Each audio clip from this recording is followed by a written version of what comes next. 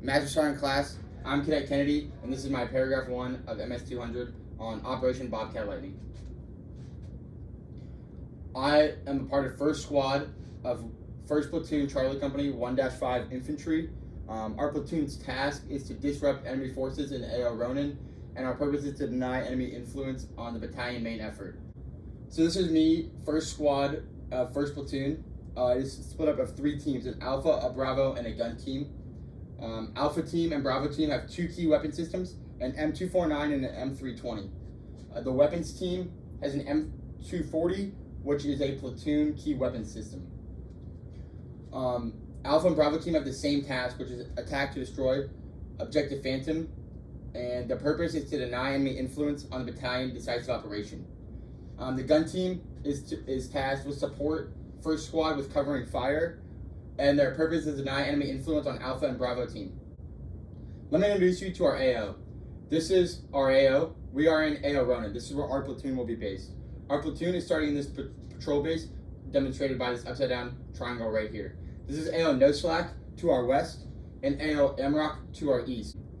To our east, Alpha Company, and to our west is 2327. There are 2 phase lines in our Operation AO. PL Alaska, phase line Alaska, and phase line Arctic. And these will be used to keep our operation on schedule. Up here, this is Route Camaro. This is the only high-speed avenue of approach throughout the entire AO Ronin.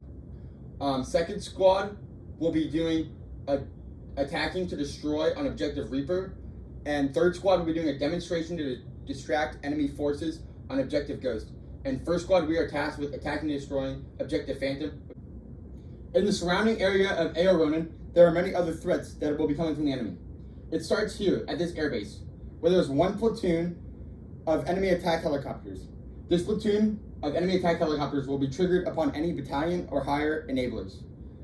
This platoon of helicopters has a reaction time of 30 minutes to Objective Phantom.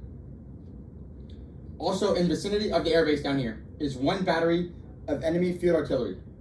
This enemy field artillery has a reaction time of 10 minutes to Objective Phantom, and its trigger is any squad level US forces.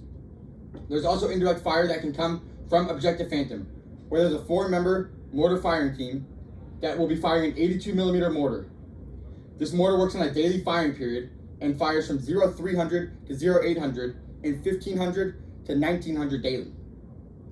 This mortar firing position has a reaction time to AO Ronin of 5 minutes. There's also a reserve element located on the other side of this bridge. On the other side of this bridge, this reserve element has a reaction time of 40 minutes, and this is a reserved motorized infantry platoon. Also located over here is 1 air defense artillery platoon, and there's also another air defense artillery platoon located down by the port over here. This is going to limit friendly air operations within AO Ronin. This is a summary of what we just went over on the last slide. This shows you to the north we are bounded by a patrol base and a small river, and to the south we are bounded by the end of the large mountain range. To the east we are bounded by the large mountain ranges, and to the west we are bounded by the river. And this shows you all the types of enemy support that could be in the area. And I also want to point out that we need to be familiar with Objective Phantom, Route Camaro, and Key Terrain 1 and Key Terrain 3, which we later identified on our GTAO. Let me introduce you to my GTAO. Right here is AO Ronin. Here is our patrol base, and here's Objective Phantom. To the east of AO Ronin, we have this large mountain range, which bounds the east boundary.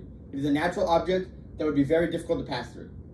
To the west of AO Ronin is this large river, which would be unsurpassable except for at one point right here, where there's a bridge where it makes it passable by both vehicle and dismounted troops. There are 2 avenues of approaches, friendly avenues of approaches. They both stem off 1 area. That way we can cross this linear danger area with an entire squad element in order to maximize success chances. It'll then break off into 2 avenues of approaches, one that handrails this large mountain range to conceal our cover, but however, it makes it very difficult for our movement. Therefore, we'll be using a channelized form of movement, which touches the squad line. On this side, while it is less restrictive terrain, it is closer to this unimproved road, which you would be handrailing. Over on this Avenue of Approach 1, there's also better IV lines, as you can see into the valley to see if there's any enemy movement or activity. The enemy has two avenues of approaches. One that goes south down the route Camaro, as we guess that they will likely be using and trying to maximize the enemy squad vehicle of the CSK, and one that goes to the west and then to the east. Over here, there's a drastically unimproved road that switches back and forth that could be accessible by a CSK, however, it takes a very long time to access it. We have three pieces of key terrain. Number one right here. This is a great vantage point on Objective Phantom and could be used to set up a support by fire element. Number two right here. This is the point right before the bridge and could be used to control the reserve force as well as the main headquarters of the platoon that we are currently facing. The third point of key terrain is right here, where there's an intersection to the unimproved road where we expect the squad CSK to react to the attack on Objective Phantom. Observation and field of fire is next. Now, however, Objective Phantom has to be an open field for the mortar firing position team in order to launch mortars. Everywhere else, I expect to be heavy jungle vegetation, which is going to reduce observation and field of fire. However, I do believe there's a nice opening on key terrain 1, which will provide us a good support by fire position on Objective Phantom. Cover and concealment. Now, this will drastically conceal our friendly forces movement along the whole AL Ronin, as well as it will conceal our friendly forces movement from any enemy air assets. This is a drastic advantage, and it does not help the enemy as much as they will be utilizing Route Camaro. Here's our OCO chart that was briefed upon on our GTAO. Next up is the weather. I'd like to draw to a few key points. The high temperature and high humidity will cause us to have to bring extra water. The high chance of rain is going to slow down our movement, same with the low visibility. However, the low visibility and the high chance of rain is also going to conceal our movement better. The large cloud cover is going to limit the illumination, which means we'll have to use an extra light source in order to get full accessibility of our night vision. This cloud cover, rain, and low visibility will also be played to our favor, as we can use thermal vision in order from key terrain 1 to have a better viewpoint on Objective Phantom that the enemy will not be utilizing. This is what the enemy soldiers will look like, although I would be expecting a subdued patch and not a bright red enemy patch. This is a photo of AL Ronin in very good visibility conditions. I would expect lower visibility conditions, however the thick jungle canopy is what is expected in AL Ronin. Here is the enemy situation on the company level. We have two platoons over here. One is a motorized infantry platoon, one is an air defense artillery platoon. Down to our east, down here, we have one air defense artillery platoon and one motorized infantry company, which is securing this area. In AL Ronin, we have one motorized infantry platoon. This platoon is occupying AL Ronin. We also have our mortar firing team down here on Objective Phantom, and to the north, we have one enemy recon squad, which is screening for this occupying force. Here is the enemy situation on the platoon level. We have one squad to the north disrupting forces on Route Camaro. We have one squad with the headquarters of the company attached to it, occupying right here. We have one squad down here controlling this intersection down here. And we have one enemy team, mortar team down here, disrupting the area to its east. We also have one recon squad, which is screening this entire area to give an early warning to the mortar firing team.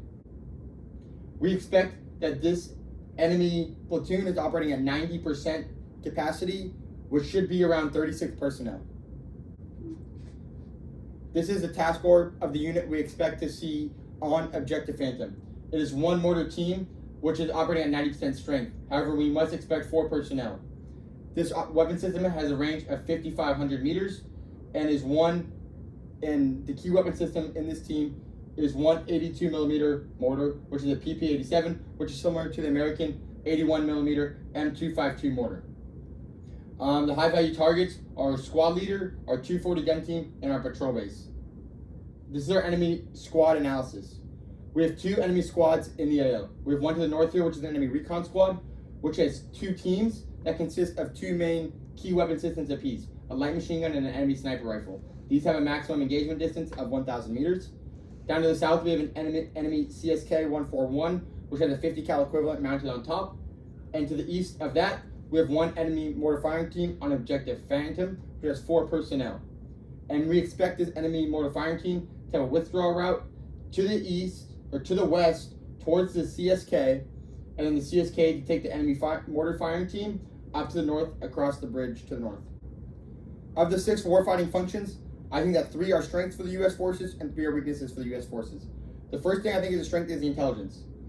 Because the enemy does not know where our 2nd and 3rd platoon are and their composition. The next is movement and maneuver. I do think that this is a strength for the enemy and a weakness for the U.S. forces because they can utilize Route Camaro and can quickly move through A.O. Ronin and move their firepower through A.O. Ronin. Fires, I believe, is a strength for the U.S. forces, as we have 2 60mm pre-planned targets that we can use on Objective Phantom and on the intersection of Route Camaro to slow down enemy reinforcements. Protection is a weakness for U.S. forces and a strength for the enemy, as the protection of the CSKV will stop all light rounds. The only thing we can do to penetrate the CSKV is use our 240 and our pre-planned mortar fires team. Sustainment is a strength also for the enemy and a weakness for us because they can utilize Route Camaro to rapidly resupply their troops, and there is no resupply of friendly forces along this crossing. We must resupply on our own. Command and control. I think this is a weakness for enemy forces, as they are heavily reliant on their CSKV radio operations. And if we can jam their radios, they have no ability to talk to each other and have no line of sight because they are so spread out due to them being so reliant on the vehicle. And that's why I think it's a strength for U.S. forces. On the battalion level, our goal is to seize Objective Bobcat. On the company level, our job is to disrupt the enemy in A.O. Ronin. On the platoon level, our job is to limit the use of Route Camaro as a high-speed avenue of approach, as well as to disrupt the enemy on Objective Phantom.